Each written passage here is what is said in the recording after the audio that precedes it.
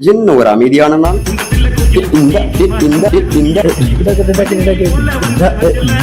மச்சான்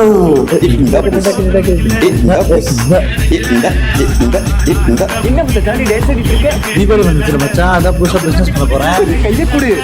அப்புறம் என்ன பிசினஸ்?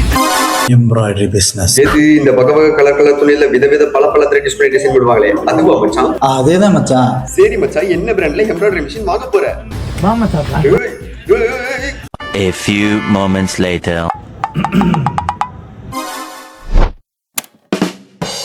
மச்சான் என்கிட்ட மொத்தம் 3 மாடல் இருக்கு. Basement top. இந்த 3 பிக் பர்ஃபார்மன்ஸ்னா டாப் தான். ஏன்னா அந்த லேட்டஸ்ட் மாடல்.